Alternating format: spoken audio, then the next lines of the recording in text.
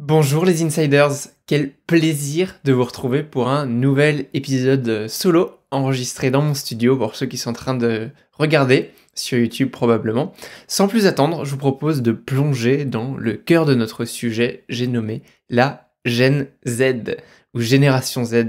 Vous le savez, c'est un sujet que j'aborde souvent, notamment sur LinkedIn.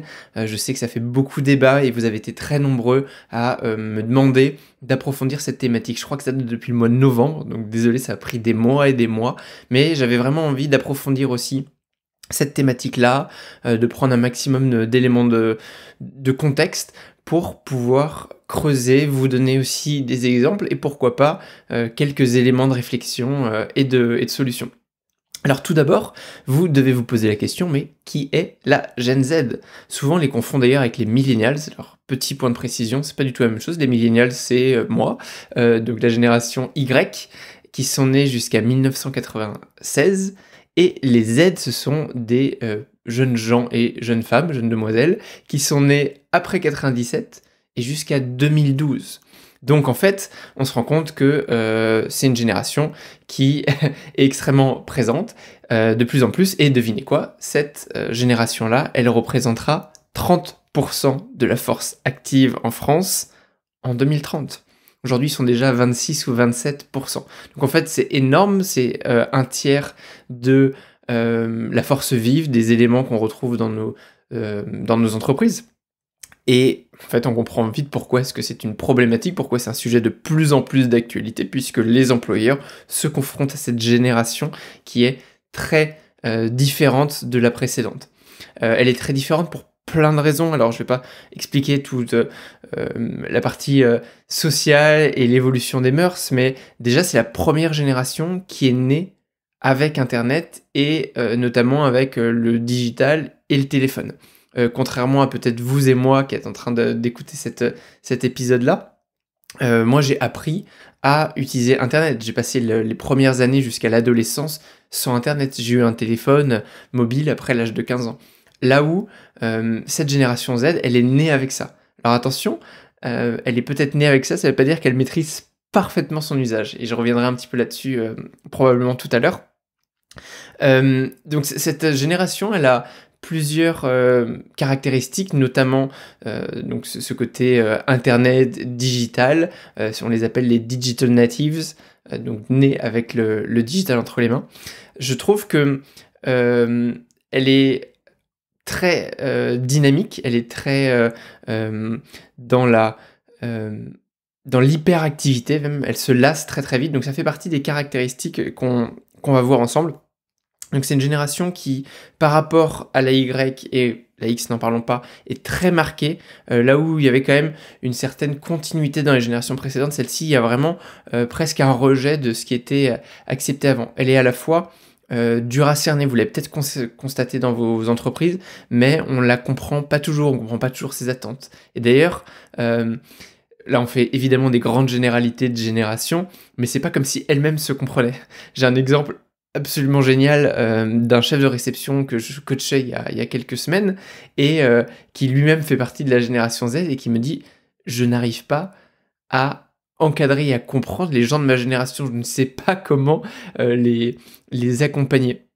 Je trouvais ça génial parce que ça montrait l'ampleur du problème face auquel on est, ce qui est d'avoir des collaborateurs et même une génération de manière générale qui elle-même ne se comprend pas et en fait on commence tout doucement à la déceler, puisqu'elle arrive tout gentiment dans nos entreprises, elle commence à représenter ses 30%, d'ici quelques années ça va être 50%, puis plus, elle va chasser un petit peu les générations précédentes vers la retraite, ce qui est normal, et après il y aura d'ailleurs d'autres cycles de générations.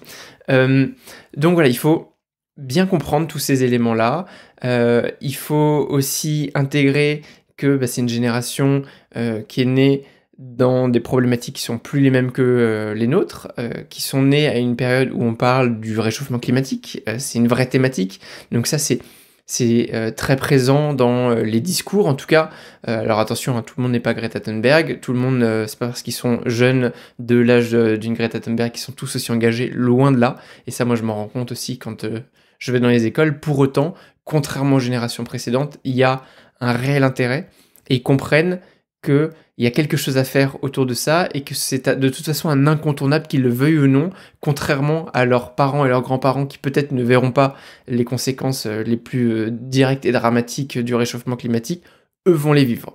Donc ça, c'est quelque chose qui est vraiment au cœur du sujet et que nous, du côté de l'entreprise, on ne doit pas sous-estimer, on ne doit pas oublier, puisqu'il va falloir utiliser aussi ces éléments et pas se cacher derrière notre petit doigt comme si ça n'existait pas.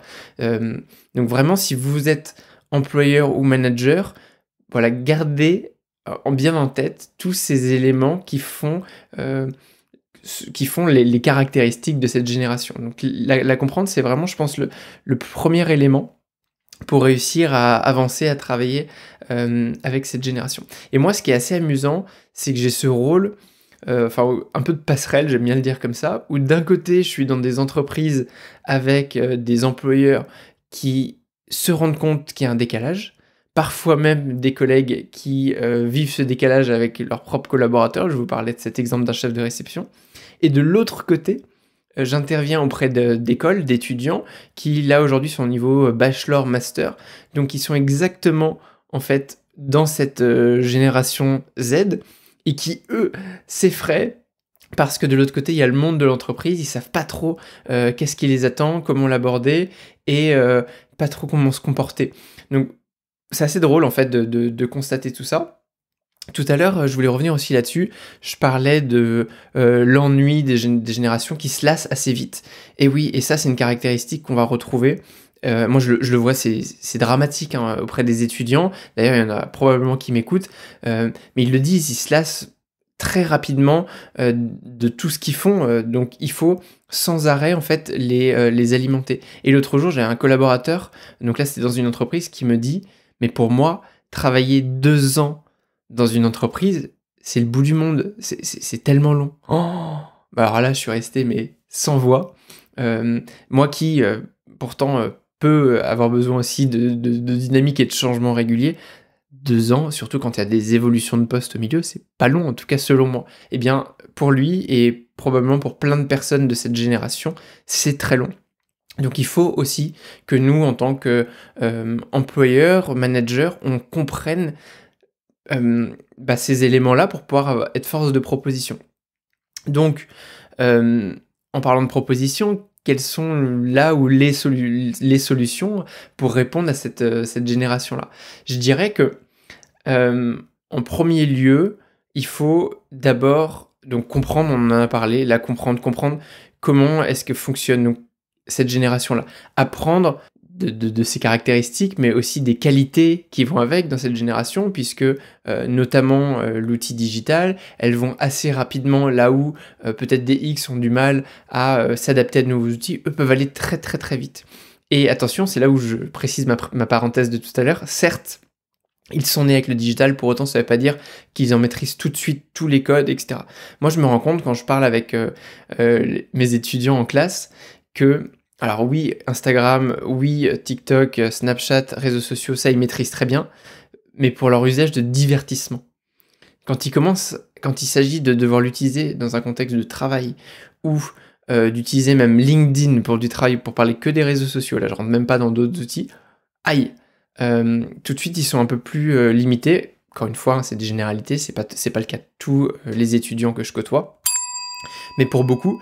Et quand je commence après à leur parler d'autres outils que j'utilise, ou moi-même l'IA, ils me regardent avec des grands yeux en me disant mais monsieur, on a l'impression d'être des boomers. Alors, ça fait un petit peu rire. Si vous savez pas ce que c'est qu'un boomer, je vous invite à aller regarder une définition, mais c'est probablement vous l'êtes. Et donc ces jeunes-là, finalement, ils utilisent l'internet, le téléphone tous les jours, mais comme nous, peut-être, je sais pas, on utilisait le téléphone fixe ou l'électricité, on se pose pas la question, quand on allume une ampoule, qu'est-ce qui se passe dans le circuit?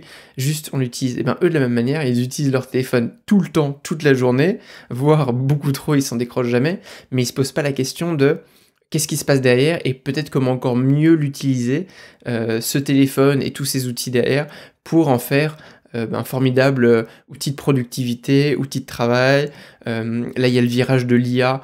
Ils voient encore, pour beaucoup, le truc comme c'est un peu un un cheat code, donc une triche pour les cours, les profs. Et moi, je leur dis, mais au contraire, utilisez cette IA pour vous faire gagner du temps, pour vous permettre d'aller beaucoup plus loin dans ce que vous faites, et pas juste faire le boulot à votre place. C'est pas l'objectif d'ailleurs de ces intelligences artificielles, en tout cas pas dans le cadre scolaire dans lequel vous pourriez l'utiliser.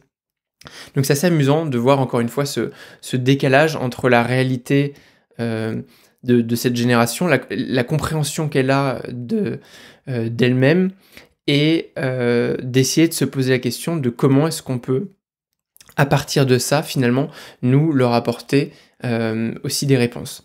Donc je reviens sur un peu mon process, apprendre, comprendre. Dans la compréhension, il y a aussi d'autres éléments extrêmement importants qui là concernent vraiment l'entreprise particulièrement. Il y a un réel refus de l'autorité, mais pas de l'autorité, enfin pas de toutes les autorités, de l'autorité que j'appelle brute. L'autorité brute, c'est quoi? C'est fais comme si, c'est comme ça. Ou moi j'ai été formé à cette école et je le déplore. Règle numéro 1, le chef a toujours raison. Règle numéro 2, le chef n'a jamais tort. Règle numéro 3, pour toute question, se référer à la règle numéro 1. Ça marche plus. Et tant mieux, quelque part. Mais aujourd'hui, vous avez une génération qui a besoin qu'on leur explique pourquoi. Oui, il peut y avoir une autorité, et ça d'ailleurs, moi je le constate, même dans les classes qui sont assez demandeurs de ça, ils aiment aussi avoir un cadre, parce que ça leur permet de comprendre où sont les limites, mais ils ont besoin de pouvoir bouger dans ce cadre. Donc ce côté mouvement, bouger, il est extrêmement important. Si je le ramène à l'entreprise, c'est leur donner de la flexibilité. Que ce soit dans les horaires, dans les modes de travail, dans la façon de réfléchir. On arrête avec le fait comme si, et à la fin, tu auras un beau chèque. Ça ne fonctionne plus. Et par ailleurs, le côté chèque, le côté paiement, c'est plus du tout un levier comme avant. Oui, évidemment, et comme tout le monde, ils apprécient d'avoir un salaire à la fin du mois, mais c'est plus du tout le moteur. Le moteur, il est beaucoup plus dans les valeurs, le projet. Qu'est-ce que nous, entreprise, on vous propose à vous, employés de la génération Z? Comment est-ce qu'on peut vous emmener vers quelque chose qui soit un petit peu plus grand que juste une fiche de poste avec des missions au quotidien, une checklist, et vous la réalisez, vous partez le soir, vous avez terminé la journée. Et d'ailleurs, c'est amusant ce truc de vous partez le soir, vous avez terminé la journée. Là où, encore moi, il y avait cette frontière vie pro, vie perso, eux l'ont très peu. Notamment à travers leurs outils digitaux, ils sont en permanence connectés avec les autres personnes via des réseaux sociaux notamment, et avec leurs collègues de travail même quand ils sont en week-end, et ils font moins cette distinction vie pro, vie perso qui chez nous, je dis nous en représentant peut-être les Y, un peu moins les X, mais je pense que vous comprenez l'image derrière tout ça. Donc il y a vraiment ce côté frontière assez poreuse en fait entre une vie pro, une vie perso. Il faut bien que nous on l'intègre aussi dans ce qu'on leur propose, et peut-être dans mes réflexions, dans les solutions que j'ai envie de proposer, c'est justement d'utiliser ces outils digitaux à notre disposition pour être en communication un peu permanente. Alors permanente, ça ne veut pas dire sans arrêt les assassiner de tâches, de choses à faire, mais en tout cas de créer un relationnel, parce que c'est une génération qui, pour beaucoup, notamment ceux que j'ai en cours et qui commencent à arriver dans les entreprises, ont vécu le Covid de manière très très violente. Beaucoup plus que des personnes comme moi, par exemple, qui avaient déjà un cercle social solide, qui étaient déjà plus avancés dans leur vie. Eux, ils l'ont eu de plein fouet quand ils étaient à un niveau baccalauréat pour certains, et ils ont été très très coupés. Et en fait, je me rends compte qu'il y a un vrai besoin de lien social.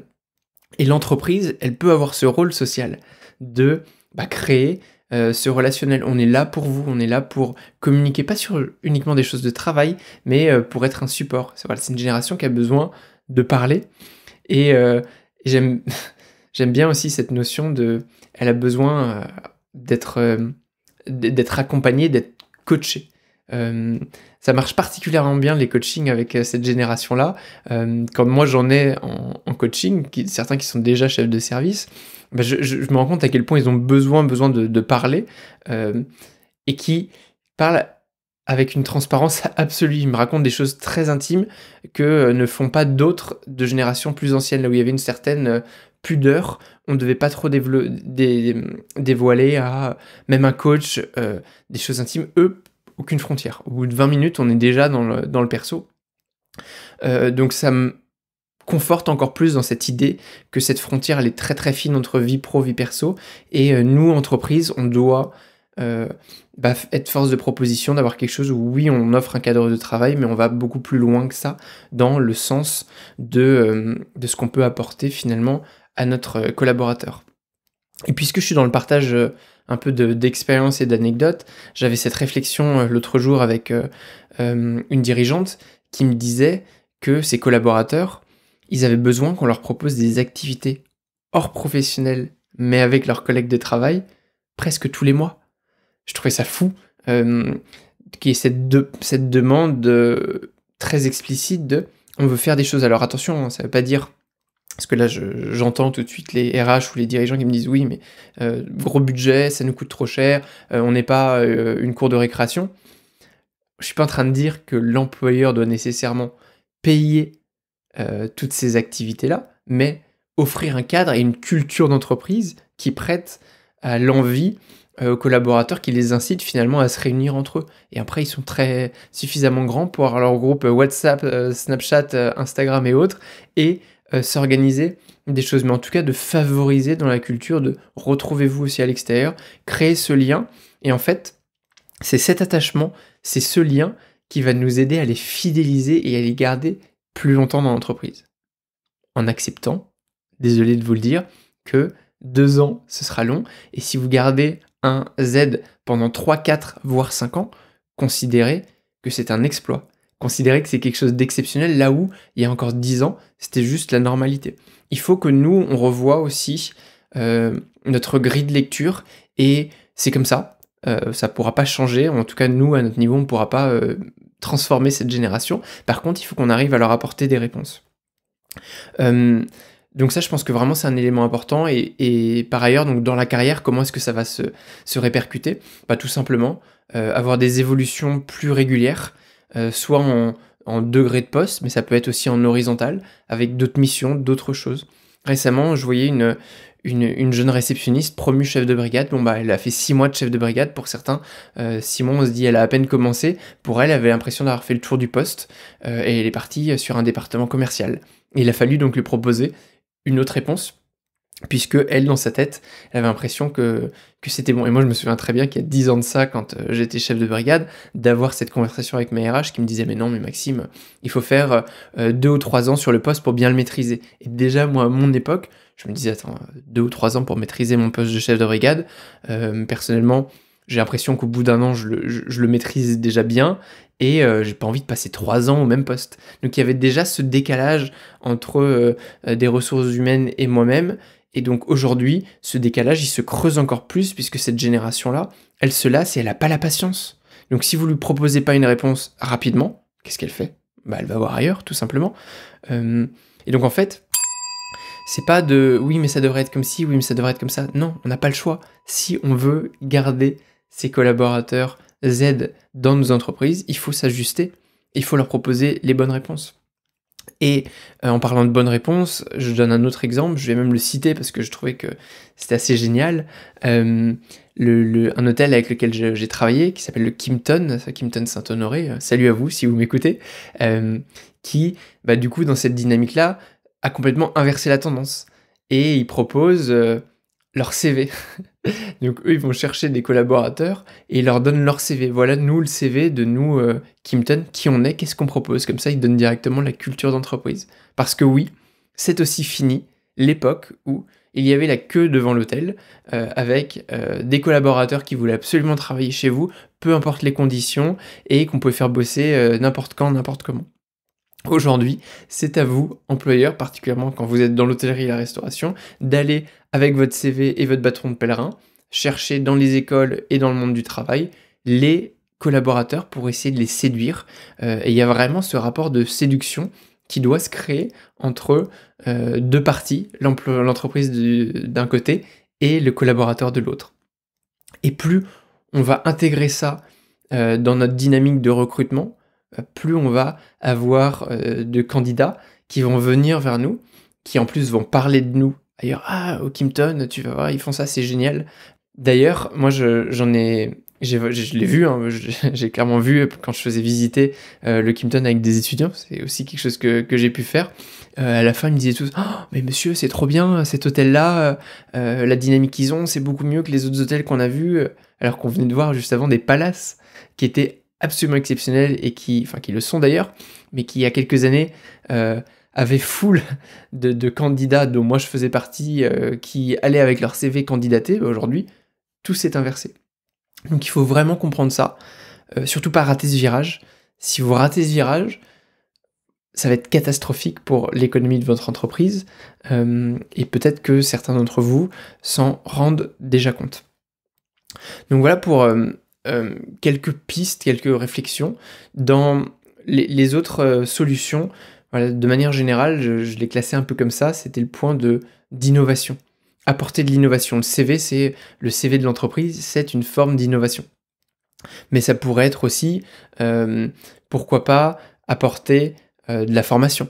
On se rend compte qu'en fait, nos collaborateurs se lassent. Pourquoi pas, sans arrêt, les alimenter? Alors quand je dis sans arrêt, c'est pas nécessairement quotidien, quoique.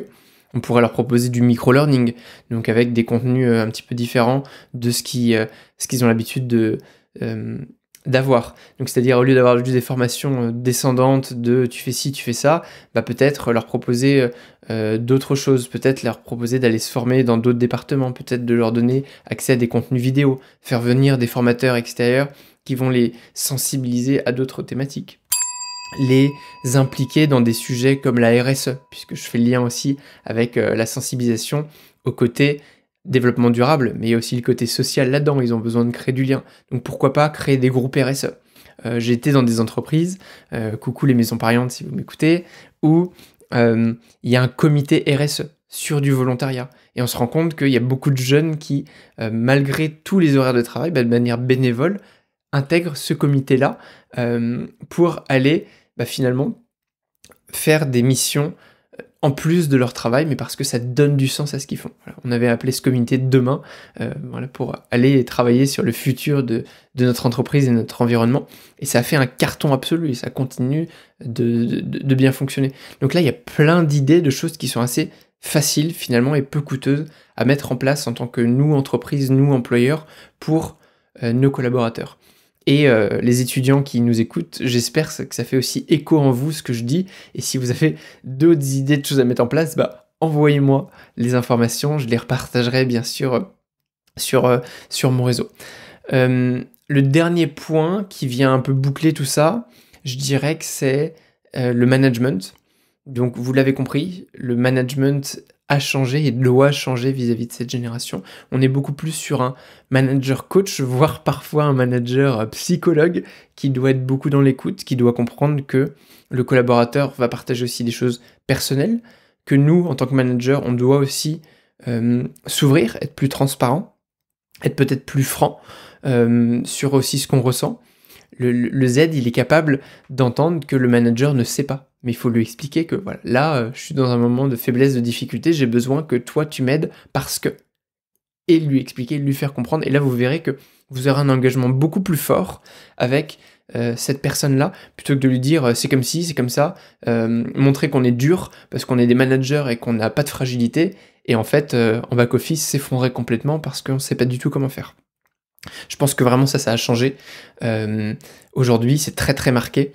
Et il faut intégrer ce nouveau style de management dans notre quotidien de l'entreprise. Et pas hésiter à impliquer aussi ces aides qui aujourd'hui sont plutôt à des niveaux ils sont en début de carrière, donc ils arrivent au plus à des postes de chef de service, mais rappelez-vous que demain, ce seront vos dirigeants. Intégrez-les dans vos réflexions, questionnez-les sur ce qu'ils aiment pas, ce dont ils ont besoin, les idées qu'ils ont pour co-construire avec eux. Et il n'y a rien de tel que co-construire avec une génération, puisqu'en fait, du coup, vous allez apporter une réponse qui, nécessairement, sera idéale pour cette génération, puisqu'elle aura participé à sa création. Je vérifie dans mes notes, j'avais marqué tellement de choses que je voulais vous partager. J'ai essayé d'aller à l'essence même, sans être trop exhaustif sur des solutions parce qu'il y en a plein. Je pense qu'elles dépendent aussi de votre entreprise, de vos moyens, de qui vous êtes dans l'entreprise et de ce que vous avez envie de mettre en place ou pas d'ailleurs. Mais je vois cet épisode-là comme une ouverture sur des réflexions autour de cette génération. Je pense que là, on est en 2024. Cette génération, donc, elle sort tout juste de l'école. On commence à peine à la comprendre. On va continuer, il faut continuer de creuser là-dedans pour apporter une réponse.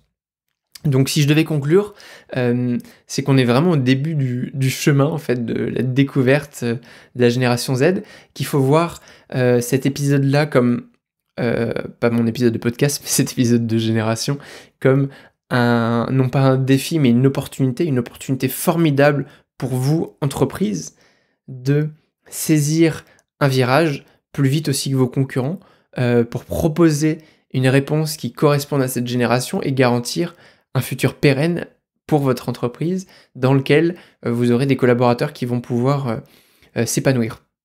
J'espère que tous ces éléments de réflexion et ces conseils vont vous aider aussi à mettre en place des choses. Si oui, évidemment, dites-le moi sur mes réseaux. Sinon, contactez-moi et on en discute ensemble. Et si vous n'avez rien compris, eh bien, c'est peut-être que vous êtes définitivement trop un boomer. Auquel cas, vraiment, appelez-moi et on prend du temps pour discuter de tout ça. Je vous dis un grand merci et à très vite pour un prochain épisode en duo.